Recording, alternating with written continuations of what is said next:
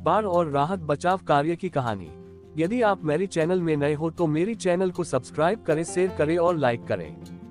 धन्यवाद। एक बार की बात है, महाराज कृष्णदेव राय के राज्य विजयनगर में बहुत भयानक बाढ़ आई।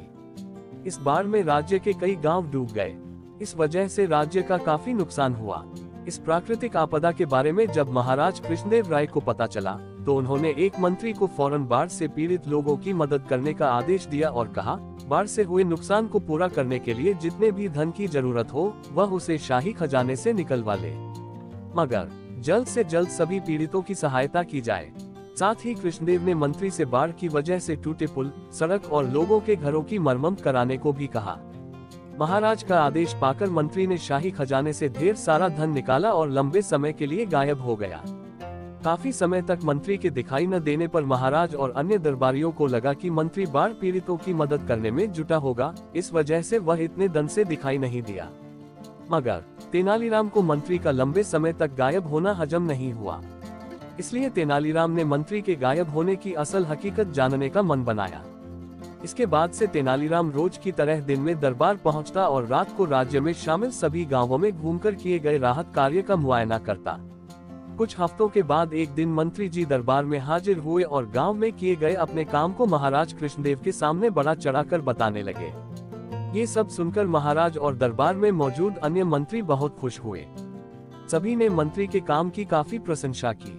वहीं तेनालीराम ने भी सभी के सुर में सुर मिलाते हुए मंत्री की प्रशंसा कर दी। कुछ देर बाद जब दरबार का कार्य खत्म हुआ, सभी दरबारी अपने अपने घर चले गए, लेकिन तेनालीराम वहीं अपनी जगह पर बिल्कुल शांत बैठा रहा। तेनालीराम को इस स्थिति में देख महाराज कृष्णदेव ने पूछा, तेनालीराम तुम घर क्यों नहीं गए, क्या बात है? इस पर तेनालीराम बोला, महाराज मंत्री ने राज्य में जो राहत और बचाव कार्य किया वह अपनी जगह है, लेकिन यदि आप प्रजा से मिलेंगे तो उन्हें इससे ज्यादा खुशी होगी। तेनालीराम की यह बात महाराज को पसंद आई। उन्होंने अगले दिन ही तेनालीराम के साथ बाढ़ प्रभावित क्षेत्रों का दौरा करने का फैसला किया।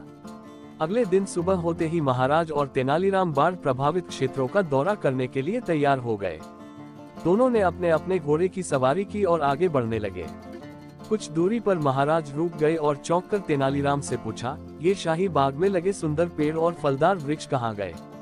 तेनाली ने कटाक्ष करते हुए कहा, हो सकता है महाराज ये पेड़ बाढ़ के साथ बह गए हो। तेनालीराम की यह बात सुनकर महाराज खामोश हो गए और आगे बढ़ने का इशारा किया। दोनों कुछ दूर आगे बढ़ ही पाए थे कि महाराज की नजर वहां मौजूद नालों पर पड़ी। नालों पर मंत्री जी को पुल बनवाने को कहा गया था, लेकिन वहां पुल की जगह पेड़ों के तने डाले गए थे। महाराज समझ गए कि मंत्री ने शाही बागों के वृक्षों के तनों को नालों पर डलवा दिया है। तभी तेनालीराम ने चुटकी ली और बोला, महाराज हो सकता है कि बाढ़ के कारण पेड़ के तने यहाँ आ गए और अटक गए। मंत्री जी जिस पुल के निर्माण की बात कर रहे थे वह आगे होगा। इस पर भी महाराज कुछ नहीं बोले और आगे बढ़कर एक गांव में पहुंचे। गांव में चारों ओर बाढ़ का पानी भरा हुआ था। वहां मौजूद लोग बाढ़ के कारण बेहाल थे। कुछ लोगों जान बचाने के लिए अपने घरों पर पड़ी खपरेल पर चढ़े हुए थे तो कुछ पेड़ों पर रह रहे थे। यह नजारा देख तेनालीराम बोला, देखिए महाराज, मंत्री ने इन लोगों को पेड़ों और घर की छतों पर चढ़ा दिया है ताकि भविष्य में भी इन्हें बाढ़ से कोई नुकसान न पहुंचे। अब महाराज कृष्णदेव राय के सब्र का बांध टूट गया और वह गुस्सा से तिलमिला उठे। बिना देर किए वह वापस अपने महल आए और उस मंत्री को दरबार में हाजिर होने का संदेश भिजवा दिया। मंत्री डरते डरते दरबार पहुंचा। उसे देख महाराज का गुस्सा फूट पड़ा। उन्होंने मंत्री को खूब फटकार लगाई और जल्द से जल्द सारा धन शाही खजाने में जमा कराने का आदेश दिया। वहीं महाराज ने अब राज्य में राहत और बचाव कार्य कराने का जिम्मा तेनालीराम को सौंपा दिया। साथ ही उसे धन के हिसाब किताब का भी काम दिया और मंत्री किनारे मुंह लटकाए खड़ा रहा।